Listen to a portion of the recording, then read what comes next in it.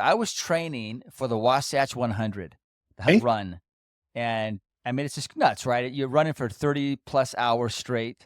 There's no sleeping, no stopping, and you're doing it in the Wasatch Mountains. And so you start up in outside of Farmington Heights. Is that what it's called? Fruit Heights? I think it's called Fruit Heights.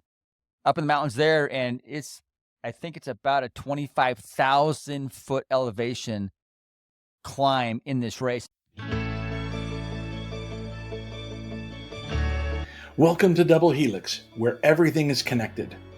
Hey there, awesome viewers and listeners. I'm your host, Mark Merritt, and on this show, we're going to dive into the fascinating web of connections that shape our health and our lives, from our physical and psychological well-being to our emotional and spiritual growth. We'll explore how these connections, whether they're with the people around us or in intricate networks within ourselves, all the way down to our DNA, and how that can transform our lives for the better.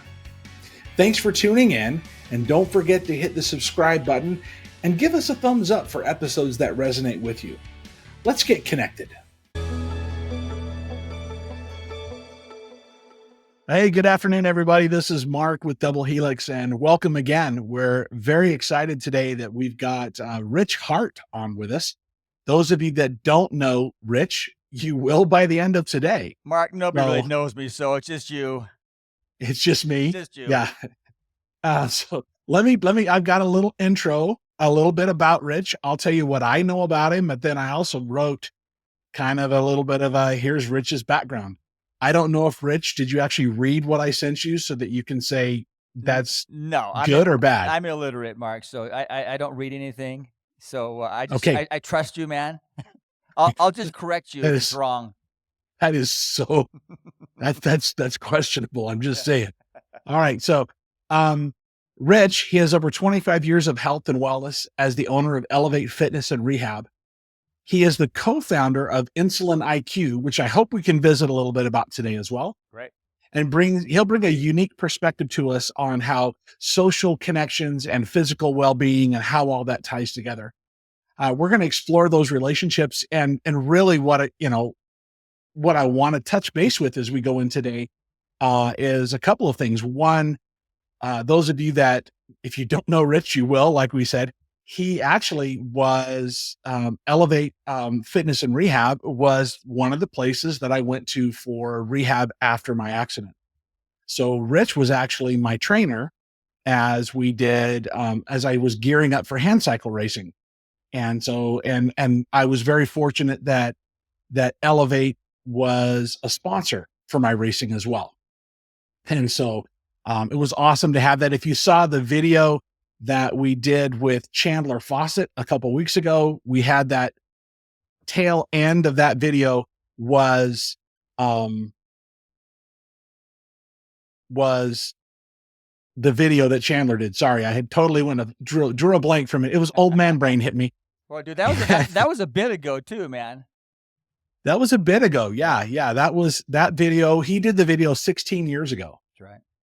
Man, and so, and in that video, that's where you get to see Rich at his finest. Rich, if you haven't, was I swearing or anything? Was it inappropriate? No, you weren't being swearing or inappropriate. I still, Rich, you're going to have to go back and watch it. It's Rich at his finest. That's and awesome. Just being a goofball. But we had a good time. And so, Rich was actually a sponsor of my hand cycle racing. He actually helped sponsor me for the one and only triathlon that I've done. You helped with that, and you were actually there on the race day, which was a unique experience. Like I said, it's the one and only one I did. After that, I just went straight hand cycle. And so, awesome. Rich's background, you've got your degrees are from BYU, if I remember correctly. Is that right? Yep. I don't think they would admit that, but yes, I did get a degree from Brigham Young University in sports medicine. Yeah, I tried to research that, and they didn't know who you were either. Like, I don't think you graduated. Rich, who? I may have stole that degree from somebody else. I don't know. Oh, you bought it. It was one of those people that was selling it online. Yeah, for sure. I'd pay for it too if I had a chance. So tell me a little bit about, I'm really curious. First of all, I want to go back in history wise a little bit. So you finished up your schooling at BYU in exercise sports science, which was what my schooling initially was when Okay. I went to started school was Right. that. And um, how did you end up? What was your journey to get to Elevate? Because you have at Elevate had such an effect on so many lives, not just individuals like myself that were, in a rehab mode, but you've got triathletes that come in there. You've got athletes that come in to go to that next level. How did you tell me the process to what you went from graduating from BYU to starting Elevate? What was that like? Yeah, it's interesting. It's interesting that we're talking about this right now because I just met a fellow athletic trainer just about a half hour ago. I've got a friend that's opening up a new powerlifting gym in Pleasant Grove, and he went and showed me his gym.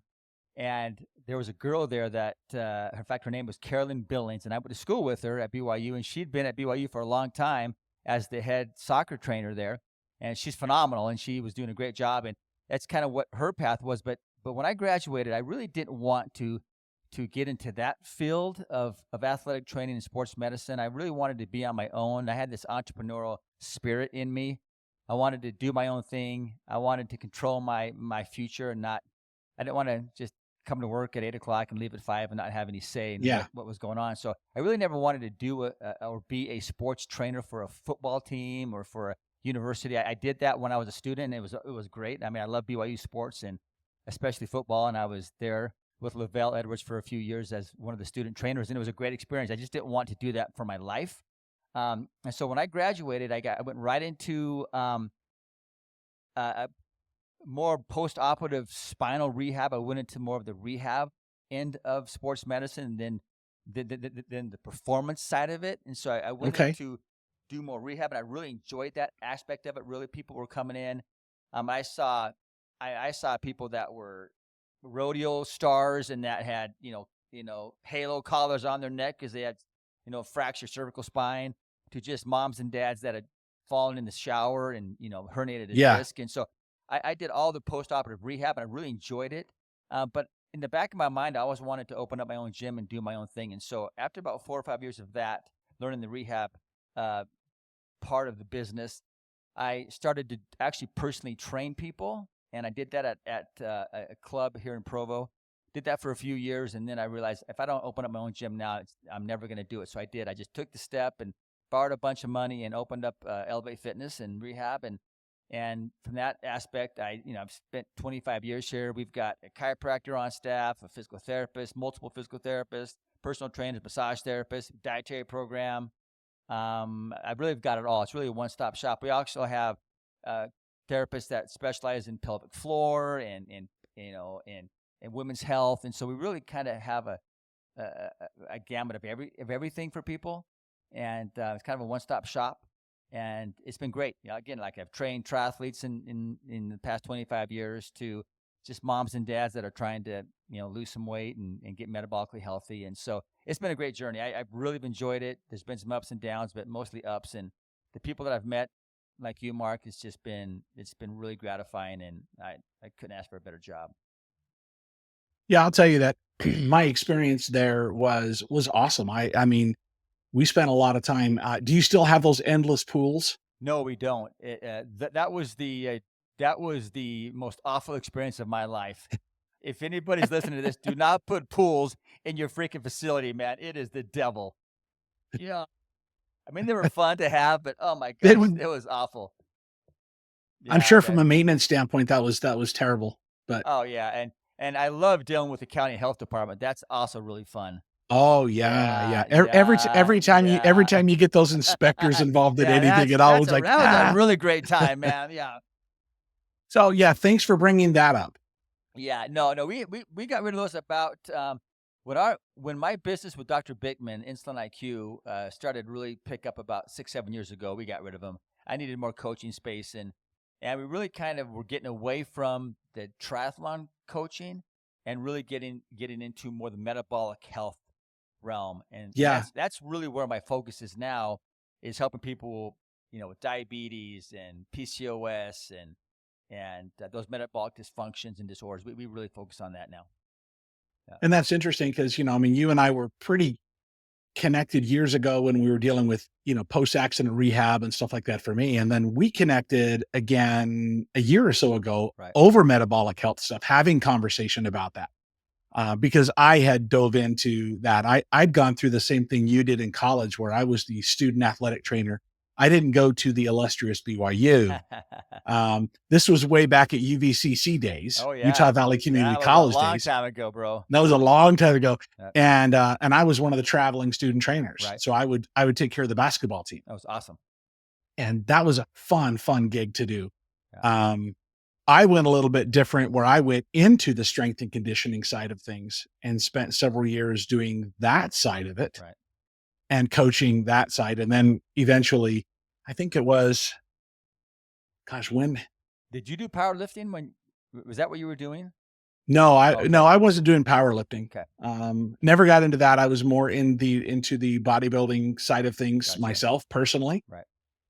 But training wise, I stumbled into being able to train some of the, I always found my favorite clients were those that were struggling with weight or a metabolic issue, right? Where they're really struggling with that side, or a hard competitive athlete, because they're both every bit as motivated for what their motivation's different, but they're every bit as motivated together. Right. Right. And I was actually a trainer at a gym up, in the Fort Union area in Salt Lake. Oh, okay. And I remember just one morning I'm there and some guy walks in. He was about 340 pounds, and he had canes in both hands, and he was just barely moving in, and he needed someone to help him.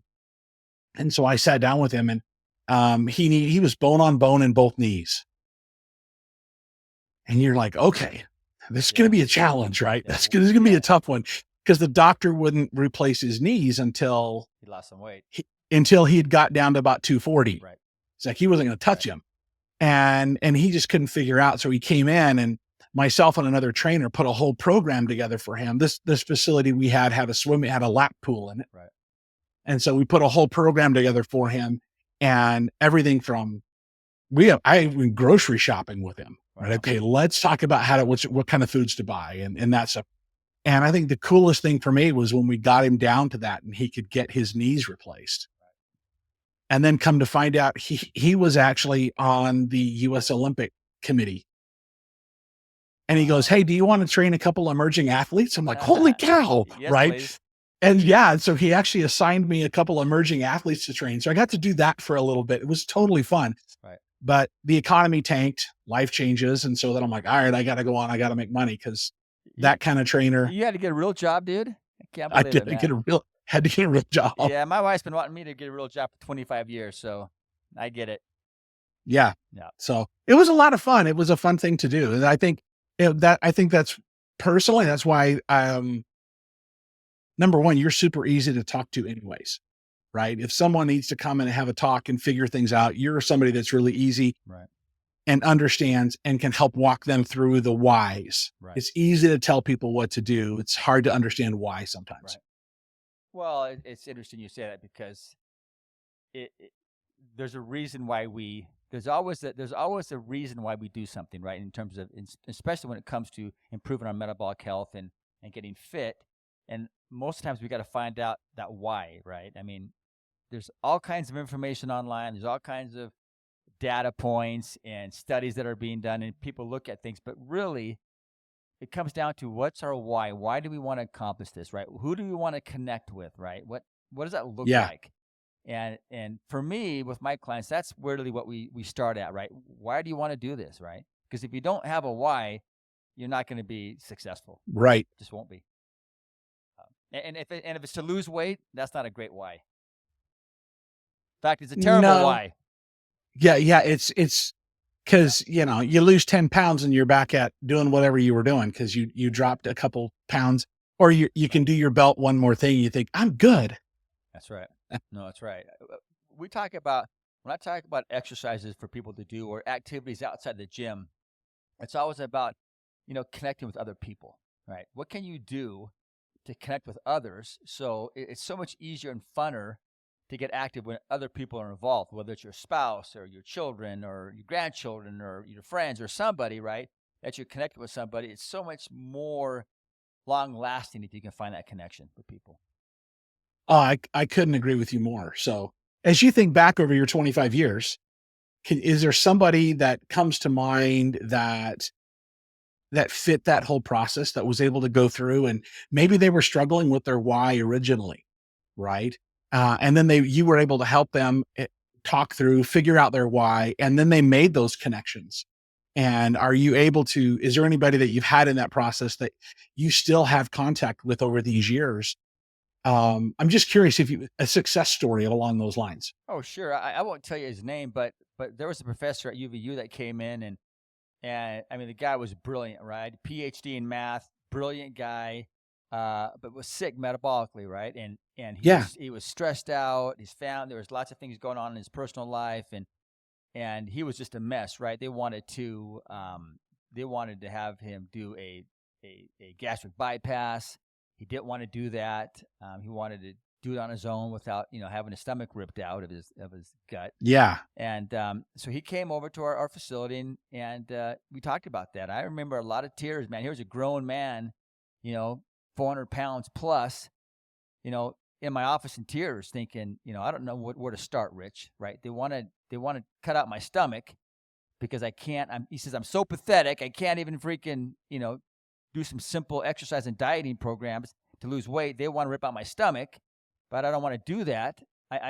He was at his end, his last, Yeah. he was at his, rope's end, and he's like, I need your help, man. And I'll do whatever you tell me to do. And that's what I started out with. I said, listen, you don't need me to tell you that you're sick, right? You already know you're sick, right? Exactly. So Yeah. I said, why in the hell do you want to do this, man? What's your why? Why do you want to do this?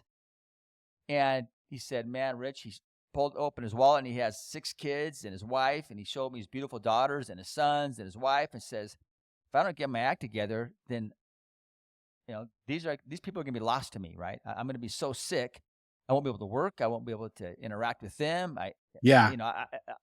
This is why I want to change. And it wasn't about weight loss. It wasn't about, hey, I want to get into a certain pant size or whatever. It was like, I need to connect with my children. And so we went to work, man. And I said, listen, these are the things you've got to do. And there's just got to do them, right? And stop making excuses. Just freaking get it done.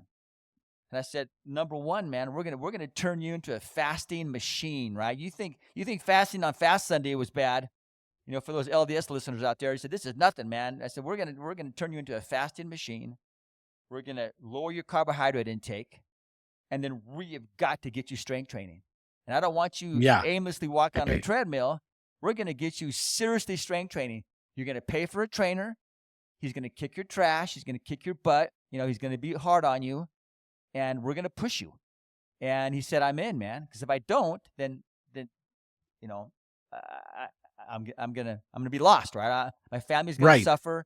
And so we went to work, man. And oh my gosh. I mean, he did a video with us, and he was just in tears. 100 pounds later, he's working out in the gym with us, aggressively putting up some really heavy weight. He's fasting every day, 18 hours a day, eating in a 6-hour window. He's eating a very low-carb, dietary program, so his insulin's not elevated. And he just shed all his weight that he needed to shed, and he feels great. And his wife comes in, and I don't want to give you too much, but she's in tears because everything's improved, right?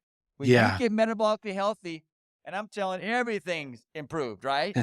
And and that's important, right? That connection with your wife in all aspects, right? Whether it's emotionally or intimacy or anything, right?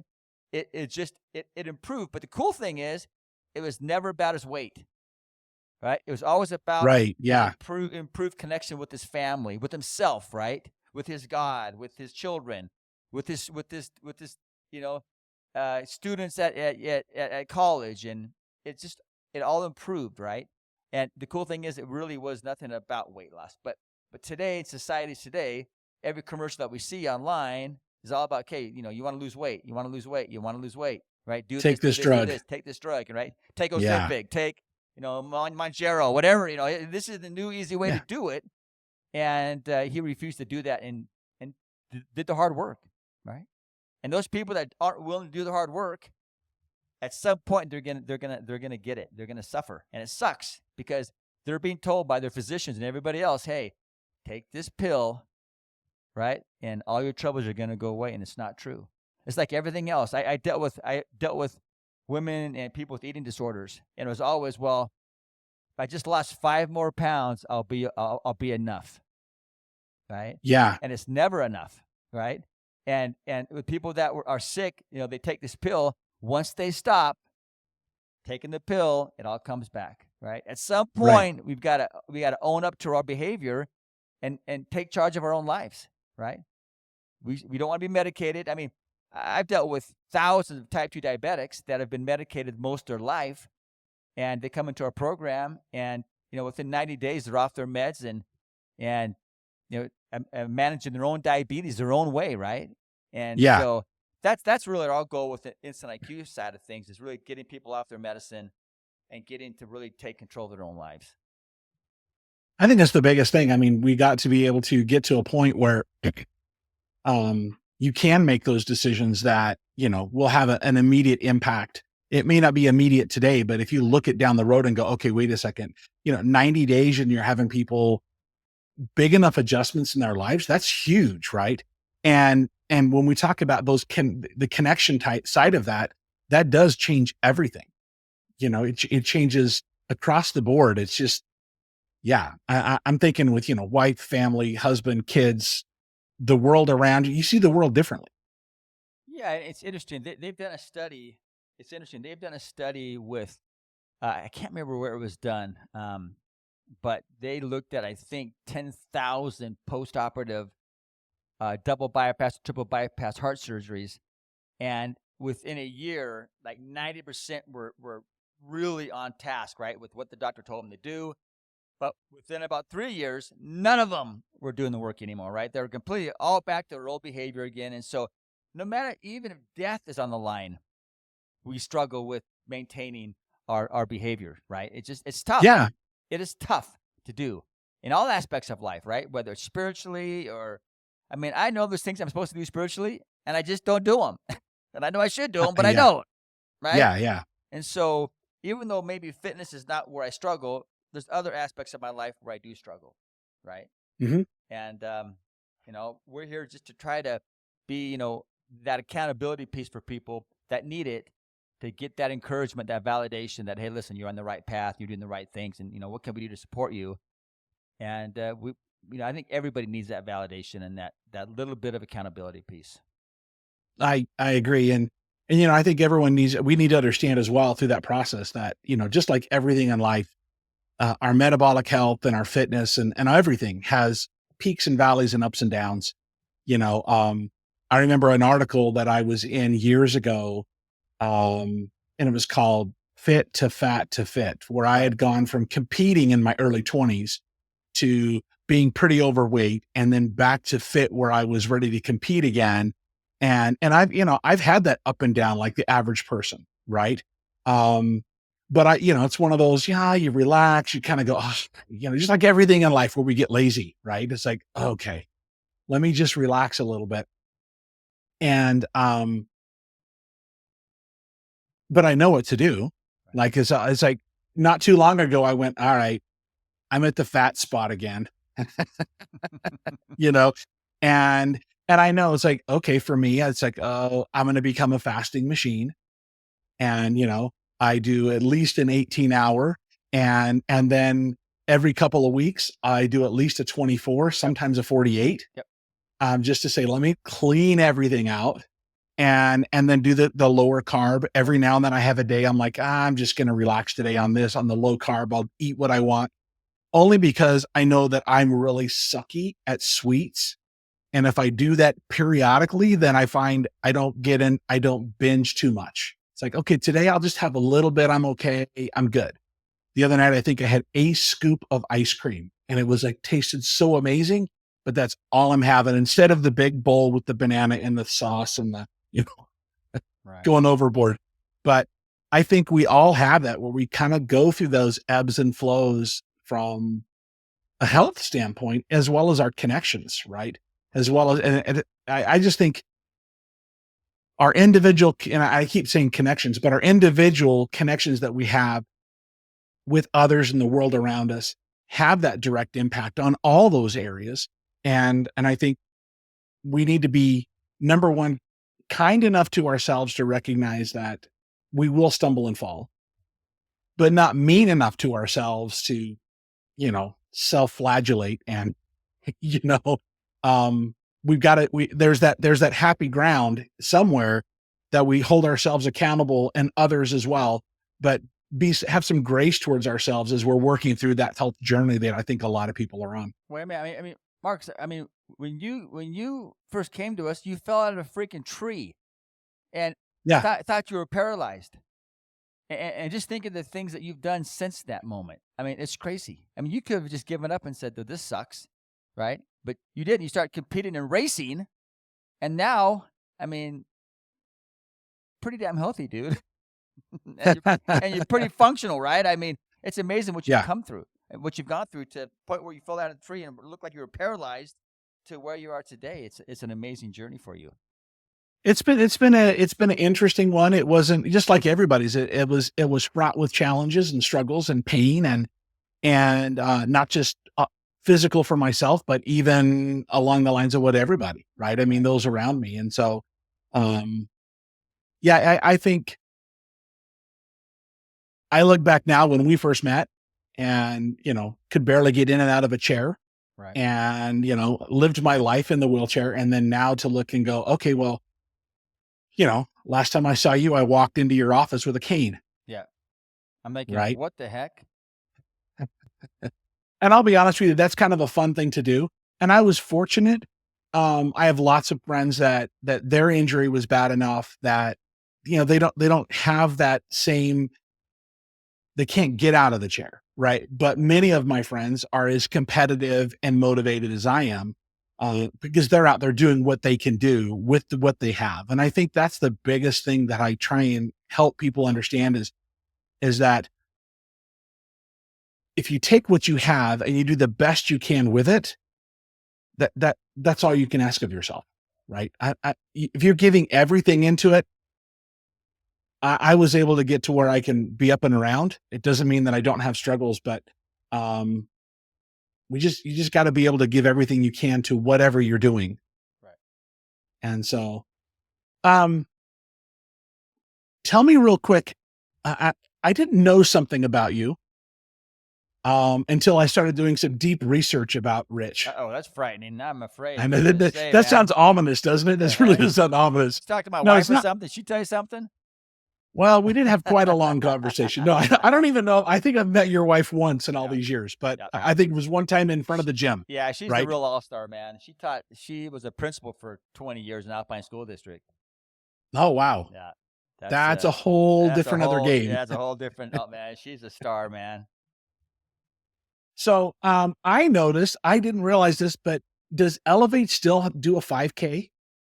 No, so we did that. So one of my very best friends, Craig Perry, died of colon rectal, is it rectal colon cancer or colon rectal cancer? One of those. And he had no pain.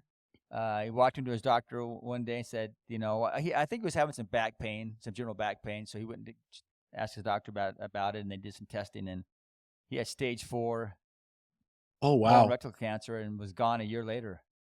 And so we started to raise. So we did a race called the Elevate 5K that we raised money for families that were struggling with cancer. We did that about 4 years, and then I can't remember what happened. To be honest with you, it's been a few years ago, but we just stopped doing it. It was hard to. Those races are challenges to do. They're hard. They're hard to do. Yeah, it was hard, and to be honest with you, it was the first couple of years. It was really rewarding to find families that really needed our help. And then it almost kind of like got to the point where these families were like habitual. They would go from place to place to place, just getting money, right? And Oh, and yeah. it stopped being kind of organic. That makes sense, Yeah. where these families really needed our help, and it was very satisfying too. Families were kind of making the rounds with lots of different 501(c)(3)s and saying, "Hey, listen, I've got cancer." I mean, obviously, cancer is horrible, but it stopped being a little organic, and so I think that's one of the main reasons we stopped doing it. Yeah. Yeah. If that makes sense. If that doesn't sound too callous. No, no, I don't think it sounds too callous. I mean, I I had the opportunity for a couple of years, to be the race director. I was the executive director for the Utah hand cycle team. Mm. And we brought hand cyclists into Utah for a couple of years, doing 2 years of racing. And I had no clue how much effort, time, money it took to put something on like that. And yeah, one year, the first year we did it, I didn't race. I think I was still working with you. I'd hurt my Right. shoulder or something. And so we came into and rehab on my shoulder. And so I just did the race director stuff. Right. And the next year I raced and directed. And then I swore I would never do that again. Cause It's a lot talk of work. about the most unsatisfying events Right. But it was for me personally, because all I thought about was, okay, how are we doing? Is everything on time? Is everybody okay? And I'm racing at the same time. It's like, you can't do that. and really we made most of our money through the auction. Right. It Yeah. wasn't really through race entries. It was through the auction. And so we had two things going on at one time, and That's heavy. And the people That's were a lot. amazing, right? And we were able to raise a lot of money for these families with cancer. But man, it was and Orem City was awesome. The police department was awesome. We had great sponsors. I mean, it was really satisfying. But it was a lot of work. Yeah. Yeah, any of those are. Like I say, I have a little empathy because I've done the race director thing, and it's like, holy cow, right? Yeah, but it was great. But no, we're not doing that anymore. Yeah. Yeah. So let's transition, or I'd love to talk a little bit about Insulin IQ. Okay, awesome. So tell us about that, because that's my passion. Obviously, man. I know. Yes, obviously, I know a fair amount about it, because you and I started talking about this years ago, and when I thought you were crazy, right? Because the first thought, I'm like, oh my gosh. When you started telling me about it, I was like, there's no flipping way. This goes against everything I was taught in school. Yeah. So everything I was taught. Yeah. This was kind of a fun story. I hope it does not get too boring, but how it happened, Mark, is I was training for the Wasatch 100, the 100-mile run. And I mean, it's just nuts, right? You're running for 30 plus hours straight. There's no sleeping, no stopping, and you're doing it in the Wasatch Mountains. And so you start up in outside of Farmington and Fruit Heights. Is that what it's called? Fruit Heights? I think it's called Fruit Heights. Up in the mountains there, and I think it's about a 25,000 foot elevation climb in this race. And so you just run the peaks all the way basically into. I was going to ask how many elevation feet you climbed, and I'm like, oh my gosh. 20,000 plus. So I'd start there, and then we'd run all the way basically down into Midway, all in the mountains. And so I did that, and I made it to Brighton, which is the 75-mile marker, and I just didn't have it in me anymore. I was throwing up. I was sick to my stomach. I didn't have any energy. I just couldn't. I wasn't able to eat enough carbohydrates to sustain what my needs were, right? And so my stomach started getting upset, and I started throwing up and got sick. And so my friends that were running with me made me stop, right? Because I wasn't doing very well. So. And it really ticked me off, right? I'm like, this is my first race. I've done 7 Ironmans. I've done lots of different races, 30 marathons. I thought, okay, this is really ticking me off that I wasn't able to finish this. So when I got done, I started to read some people that were talking about low-carb running and low-carb endurance running. And I thought, well, that's nuts. You need carbohydrates to run endurance. Yeah. I mean, you got to have carbohydrates. I mean, these guys are nuts. So I started to study, and I knew about Atkins and that dietary program. I thought that was nutty too. I thought, well, that guy's a nutcase, and because people were just eating bacon all day long. I thought that can't be healthy for you. And so, but I started to, albeit good. I love bacon. That's right. One of my favorite shirts, Mark, says "Praise the Lord." I've got to. There you go. I love that shirt. So. But I started to research, and I started to really kind of like what I was reading, and these guys were doing these low carb, eating plans, and they were able to run for 20, 30 miles with no food and really no water. I'm thinking, well, that's just nuts. I'm like, how can they train their body to do that?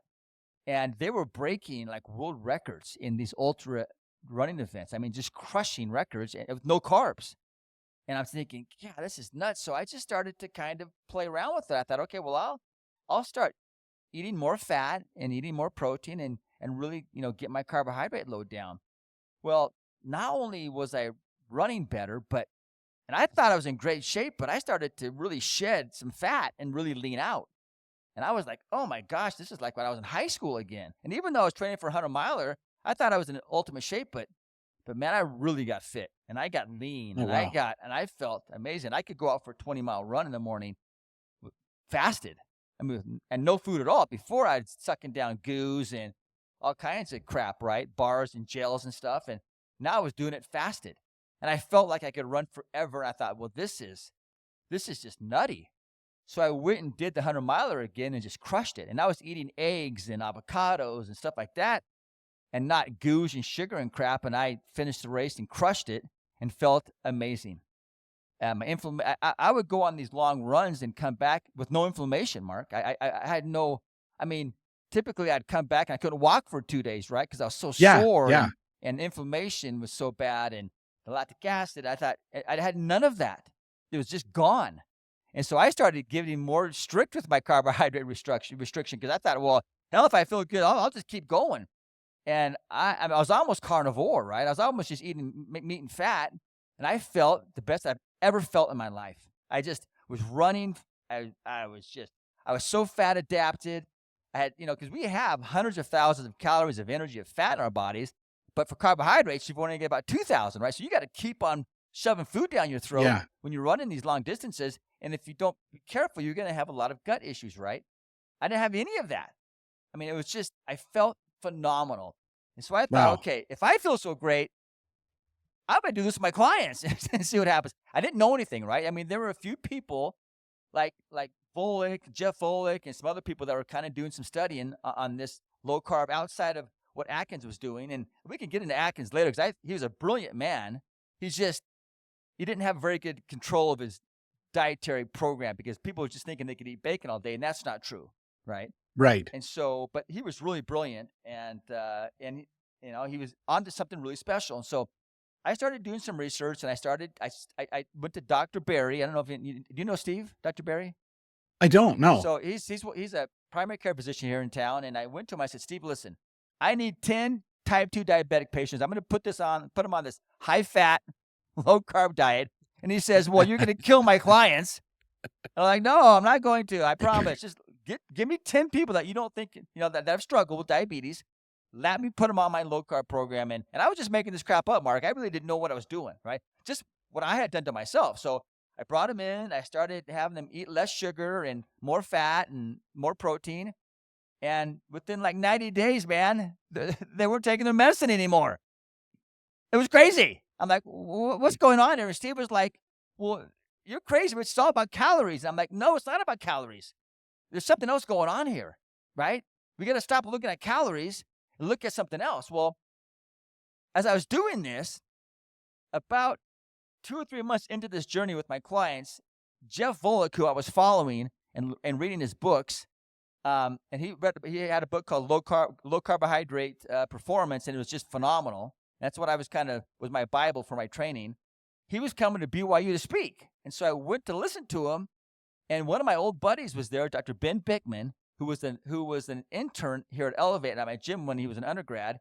Well, now he gone on and get a PhD, and he was studying insulin as the main component to metabolic health.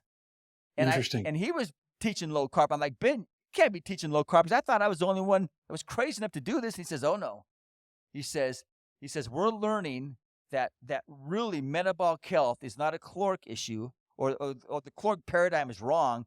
It's really a hormonal or endocrine problem, right? It's all about insulin. So we started to focus on insulin with our clients and stop focusing on calories. And we've helped thousands and thousands of people get off all their medicine, control their diabetes. I probably have had hundreds of girls come in with PCOS that have gotten pregnant on our program because of the strategy that we're introducing. They get off all their medicine. And especially in today's world, right, where this, we're really focused on health with Kennedy. we're trying to get people off medicine, it's the healthcare system is broken, right? It's a sick care Right. system. It's not a healthcare system. It's sick care. You go to your doctor, and all my best friends are physicians, right? And they're phenomenal, right? And we need them. And they're trying to fight this fight too, right? They're saying, listen, let's stop medicating everybody into the grave. Let's look at some other options that you can do that are hard. I mean, they're not easy to do. They're hard, but they're worth it to do it, right? And so we're teaching this now. So Dr. Bickman and I are partners in this Insulin IQ movement. And I've got some other partners too. But it's spectacular, Mark. We're introducing intuitive eating to people, helping them understand the importance of getting a relationship with their food again, right? And understanding, especially if you're fasting, it's so much easier to be intuitive when you're fasting. But it's been it's been years and years. When I was at school at BYU, I was taught you eat 5-6 meals a day, right? You count your calories, you track your food. All that stuff is completely bogus and awful for you. Stop tracking. Stop counting calories. It's just, it hasn't helped, right? We're getting fatter and fatter as a nation. We're not getting healthier. Right. So it hasn't worked. It hasn't helped. Medication hasn't helped, right? I mean, Mark, the challenge with diabetes, buddy, is if you get diagnosed with diabetes, the first thing they do is put you on metformin, right? Right. There's no real lifestyle modifications or anything. You say, listen, we're going to put you on metformin. And when that stops working, then we're going to put you on Mounjaro or Ozempic. If that stops working, then we're going to put you on insulin. And these people get medicated into the grave. And they die a horrible, miserable, diabetic death. And it sucks. In 90 days, we take these people, get them off all their meds, right? By lowering their sugar intake, by getting them to exercise, teaching them how to fast, right? 90 days, they're off all their meds. And they're healthy again. And they're pissed. Because they're like, what? I've been going to my doctor for 10 years. All I've been doing is taking more medicine. And you're telling me all I have to do is stop eating sugar? I'm like, yeah, that's basically what you had to do. Yeah, it's basically it. And start exercising, right? And they've been told by the whole diabetic community that it's a lifelong chronic disease. You can't get rid of it. And it's complete bullcrap, right? Clients get off their meds. They get off all their meds. A1C's normal. With no medication, they're basically diabetic free. Boom. Mic drop. Boom. Mic drop. Boom. Yeah. So when the question that I have, and I just know anecdotally for me, right? Because when you and I first started talking about this was about the time, I think you had just finished that ultra marathon, right. And it was the second one, right, where you'd gone through, you'd become fat adapted, right? Right. And you'd gone through that and you were like, Mark, I got to tell you what I'm doing. And I left there. I'm going to be honest with you, because I had the same schooling you did. Right. Right. And I left there. I'm like, Victoria, he's just nuts. Yeah. There is no flipping way. Right. You can't do this. And so that's where my brain was at. Right. And I don't remember what motivated me to try it. Right. It was just something, because you probably saw my sexy body, man, and said, I want to look like Rich. That's you're probably right. It was a subliminal. That's not it, man. No. But I don't remember what motivated me, but it was one of those, okay, I'm going to start intermittent fasting, right, and I'm going to try this. I'm going to go the Rich Hart Insulin IQ keto way. Right. And I went in, before I started that, I actually went in and had my blood work done. And then I did it for, oh gosh, it was 7-8 months, hard, being really, really strict. Right. For me, I was doing 25 to 30 grams of carbs in a day is all. Right. Yeah. Pretty low. Yeah, pretty low. And I dropped like 75 pounds. Oh yeah. It happened so fast. It was unreal. And Mark, remember, we tell people it's not a weight loss program. Right. Right. We don't care about your weight loss. We care about your metabolic health. Right. Right. Because weight's not a measurement of health. No, it's not. Not at all. No, not at all. And so, and I went in after and had blood work done. And I expected, because my fat intake at that point was 65% of my diet. Wow. Right. And I went in expecting them to go, dude, you're going to die. when they did the blood work for me. And they came back and, oh no, everything looks good. Your triglycerides are good and this is good and that. And that makes no sense to me. Right. Because my brain was not, I'm still thinking exercise, sport, science, the way we were taught back in the day. That's right. Well, Mark, when I was doing this, I mean, I was going against every cardiologist that I knew. Right. I had friends that were endocrinologists. They thought I was nuts, right? They wouldn't refer anybody to me, right? And my wife said, you've got to go get a calcium scan done because I'm afraid your heart's just full of fat and you're going to die. And I mean, I was eating lard and butter and cream and, all the, tallow. And I mean, I was eating all of it. And my wife's going, you're going to die of a heart attack. Because my oldest brother died of a heart attack. And she's going, okay, you're going to, so you go get checked. So I went and had my calcium scan done. And which is they just do basically a CAT scan of your arteries and see if you have any plaque buildup.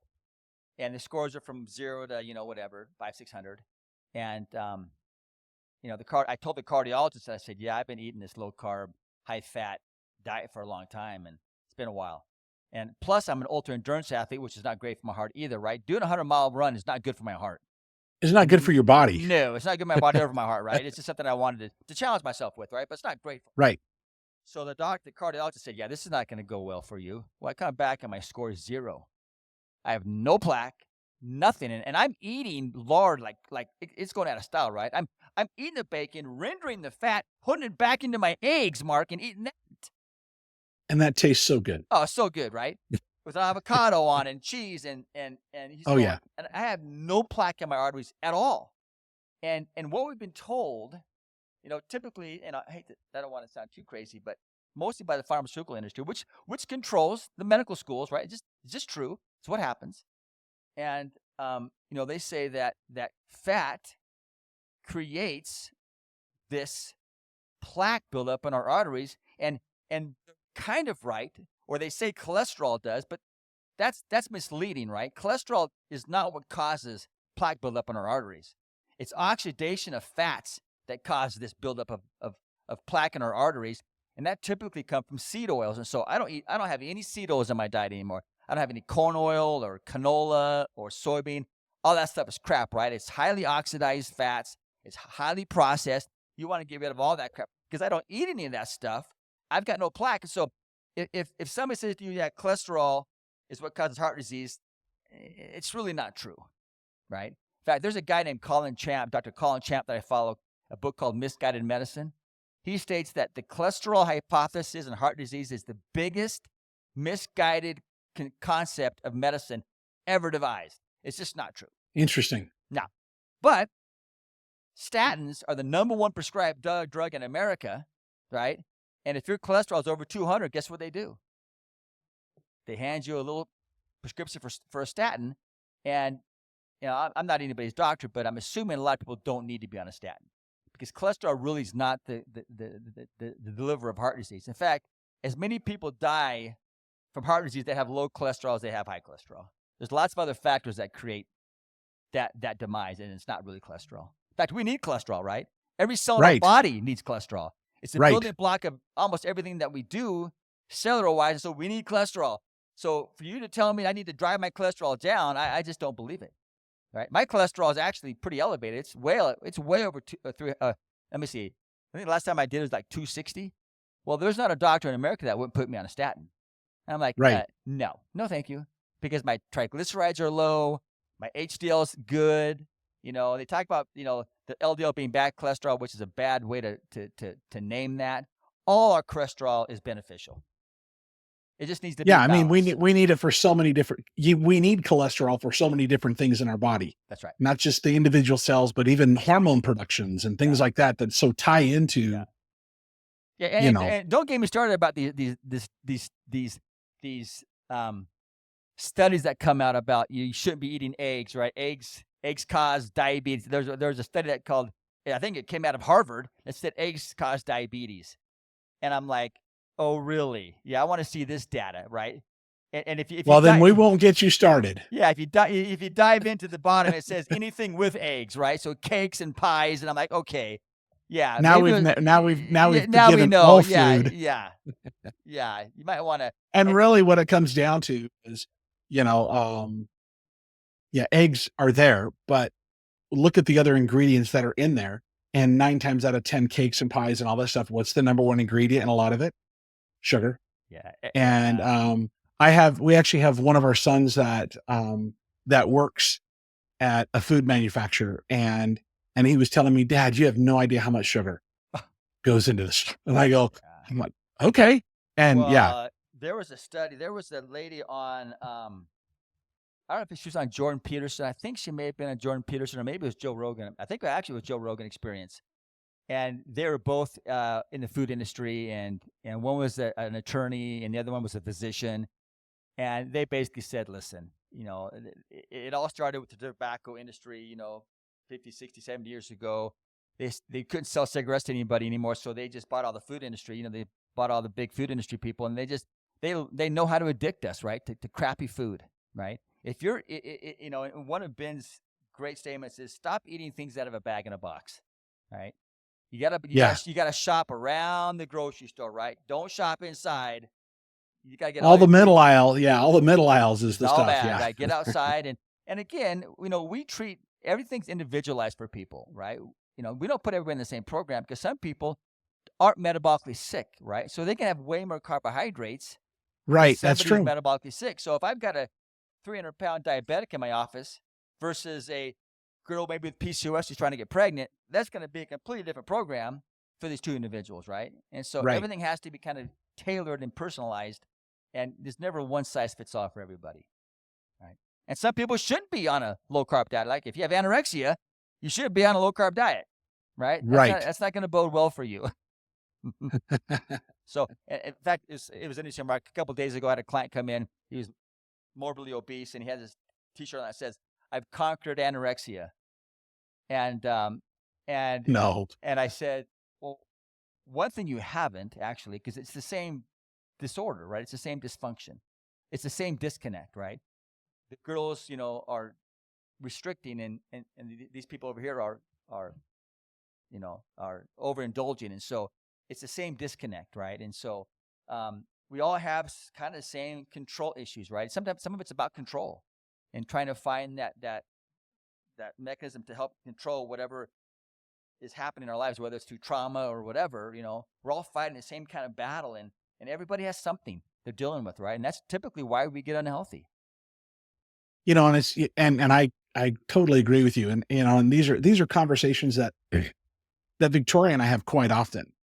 And really, it comes down to, you mentioned earlier that, people, everybody's an individual and they have their own protocols that they need to do. I Right. can't tell you how many times we've had the conversation about the litany of material out there that tells you, no, do this, no, do that. Oh, this is what you do. And it's so confusing with the world out there of all the advice, everything from low carb to low fat to, oh no, only eat when there's a rising moon that happens to be Yeah. red, or whatever it is. There's Right. just so many people that think they're experts in these different fields, and they want to share their knowledge, but man, it's confusing out there. It's brutal for me. We have a website obviously called Insulin IQ, and we have people that are commenting, that are part of our team or part of our community. And I tell you, it goes deep, and people dive into the weeds. And there's so much content out there now, obviously with AI and everything that's going on. And I don't know how people. I own a business. I don't know how to manage it sometimes, right? There's so much coming at us, and Yeah, so we really try to simplify it for people, right? And that is, listen, you got to learn how to fast for most people. Sometimes women, that are going through different hormonal stages in their life need to be careful with fasting. So you need to. It's not just a blanket statement. Everybody should fast. I don't think that's true. I think you really need right. to do some research on it. Talk to your doctor about it, if they're a good doctor. And but I think fasting is important because the autophagy that's happening with fasting, Right. the cellular repair that's going on with fasting. I think becoming more intuitive around our eating patterns helps with fasting. I think fasting is phenomenal, right? I think you should, and there's lots of different ways to fast, right? You can fat fast. You don't always have to calorically fast. We have our clients drink a lot of water and bone broth and electrolytes, while they're fasting. I think that's important. Number two, I think you've got to control sugar, right? It doesn't mean you have to be keto all the time, but you've got to control sugar. You've got to stop eating things that are bag in a box. I only eat fruit when it's in season, when it's on my trees or in my bushes. I really reduce my sugar load. And then you've got to strength train, man. I mean, that is vital. I don't care who you are. I mean, any kind of movement's good. Even after dinner, go for a walk is great. But if you really want to get metabolically healthy, and if you want to live a long time, I mean, I love Peter T. and these other longevity specialists. But Ben told me one time, if you want to live a long time, put a lot of muscle on. That is the best way, to live long. I mean, you can spend thousands of dollars on supplements if you want to, but just get strong and you'll live, for the most part, because having a lot of muscle mass helps with so many facets of our body. Controls insulin, sucks in glucose, keeps our glucose levels stable, helps us function, keeps inflammation down. I mean, it's just, muscle mass is key. And sarcopenia, the real issue, Mark, with Ozempic and Mounjaro and all these different drugs out there now, is they're killing people's guts and they are hammering their muscle mass. Most of their, not most, I shouldn't say that, but a lot of their weight loss is coming from muscle mass. Really? And they probably will never gain that back. No. So but I tell you, I know people are suffering. I know people are trying to find an answer. And this seems to be like, this is it, man. This is, I finally found it. But we've been saying that for years and years and years and years and years. And always something comes up, right? We had it with FinFin. There's all kinds of things that have come up and that have caused problems with people that are expecting a miracle from these drug companies when really what they need to do really is change their lifestyle. But it's hard, right? And it's not. It's hard. That is a very, very difficult thing. Yeah, and even people that change their lifestyle sometimes don't get the benefits they want. So I get it. People are searching for answers because they're hurting. Yeah, definitely so. Yeah. Well, Rich, I can't tell you how much I appreciate you coming on and spending. Is it all over already, dude? We're an hour. We're an hour. We're just shy of an hour. I know, man. And we could talk a long time, you and I, about this stuff. It's something that we both have. You've been more into the industry longer than I have, but we both have that same background and that same interest in, and I'm always finding fascinating. That's why I jumped in, started studying DNA a couple of years ago. Oh, wow. Like, okay, how does DNA have a factor in all this? And which has been a really fascinating process to go through. Talk about a rabbit hole. Oh my gosh. Right. That's awesome. And so I just want to make sure, thank you for taking the time and telling us a little bit about Insulin IQ. I'll put a link in the description so that people can go out if they want to understand more. I think it's awesome what you're doing, and you and Dr. Bickman are just, oh my gosh, right? The whole thing is awesome. Yeah. If you want just some basic information about Ben, he wrote a book called Why We Get Sick, and it's a great book. I'll get that posted in the links as well. Yep. So we'll have that up there as well. So great. So awesome. Thank you again, and appreciate you coming on. Thank you everybody for joining us today and our conversation with Rich. And we'll get those in the link, and we'll see you on the next go around. Love you, buddy. Thanks, man. Okay. See ya.